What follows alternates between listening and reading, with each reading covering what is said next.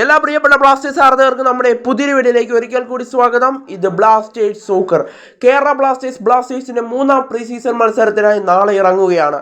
Blasters നാളെ ഇറങ്ങാൻ സാധ്യതയുള്ള ഒരു പോസിബിൾ ലൈനപ്പാണ് നമ്മൾ ഈ വീഡിയോയിലൂടെ നോക്കാനായി ഉദ്ദേശിക്കുന്നത്.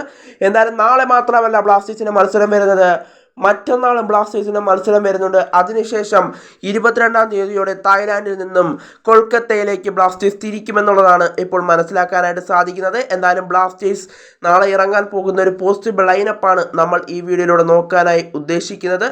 എന്തായാലും ബ്ലാസ്റ്റേഴ്സിൻ്റെ പോസിബിൾ ലൈനപ്പിലേക്ക് ഒന്ന് കടക്കുകയാണെങ്കിൽ, കേരള ബ്ലാസ്റ്റേഴ്സിൻ്റെ ഗോൾ കീപ്പറായി ഈ മത്സരത്തിലും ഇറങ്ങാൻ സാധ്യതകൾ കാണുന്നത് നോറ ഫെർണാണ്ടസ് തന്നെയാണ്. കേരള ബ്ലാസ്റ്റേഴ്സിൻ്റെ ആദ്യ പ്രീ സീസൺ മത്സരത്തിൽ സോംകുമാർ ആയിരുന്നു ബ്ലാസ്റ്റേഴ്സിൻ്റെ ഗോൾ കീപ്പറായി ഇറങ്ങിയിരുന്നെങ്കിൽ, ബ്ലാസ്റ്റേഴ്സിൻ്റെ കഴിഞ്ഞ രണ്ടാമത്തെ മത്സരത്തിൽ നോറ ഫെർണാണ്ടസ് ആയിരുന്നു ബ്ലാസ്റ്റേഴ്സിൻ്റെ ഗോൾ കീപ്പറായി ഇറങ്ങിയിട്ടുണ്ടായിരുന്നത്. എന്തായാലും നോറ ഫെർണാണ്ടസ് കഴിഞ്ഞ മത്സരത്തിൽ മികച്ച പ്രകടനമാണ് ബ്ലാസ്റ്റേഴ്സിൻ്റെ ഗോൾ വരയ്ക്ക് മുന്നിൽ പുറത്തെടുത്തതെന്ന് നമുക്ക് ഇന്നത്തെ മത്സരത്തിൽ നിന്ന് തന്നെ വ്യക്തമായിരുന്നു. എന്തായാലും സോംകുമാർ ആയിരിക്കും അവിടെ ഗോൾ കീപ്പറായി ഉണ്ടാവുക എന്നത് ഉറപ്പാണ്. ഇനി സെൻറ്റർ ബാക്കിലേക്ക് എത്തുകയാണെങ്കിൽ അവിടെ മിലോസ് ട്രിൻസിച്ചിനെ നമുക്ക് പ്രതീക്ഷിക്കാം. അതുപോലെ തന്നെ ഹോർമി പാമിനെയും നമുക്കവിടെ പ്രതീക്ഷിക്കാവുന്ന താരമാണ്. അതുപോലെ തന്നെ റൈറ്റ് ബാക്കിലേക്ക് എത്തുകയാണെങ്കിൽ അവിടെ നമുക്ക് പ്രീതം കോട്ടാളിനെ പ്രതീക്ഷിക്കാം.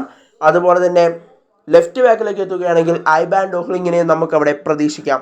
അതുപോലെ തന്നെ ഇനി മധ്യനിരയിലേക്ക് എത്തുകയാണെങ്കിൽ അവിടെ ക്യാപ്റ്റൻ അഡ്രിയാൻ ലൂണയെ നമ്മൾ പ്രതീക്ഷിക്കുകയാണ്.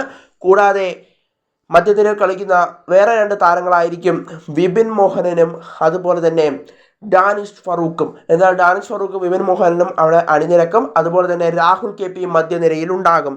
അതുപോലെ തന്നെ രണ്ട് സ്ട്രൈക്കേഴ്സായി കളിക്കുന്ന താരങ്ങൾ ആരൊക്കെയാണെന്ന് നോക്കുകയാണെങ്കിൽ നോവാ സദോയും അതുപോലെ തന്നെ ക്വാമെ പെപ്രയുമായിരിക്കും അവിടെ ഉണ്ടാവുക എന്നതാണ് ഇപ്പോൾ മനസ്സിലാക്കാനായിട്ട് സാധിക്കുന്നത്. എന്നാലും 4-4-2 ഫോർമേഷനാണ് നമ്മൾ ഇപ്പോൾ ഉൾപ്പെടുത്തിയിരിക്കുന്നത്.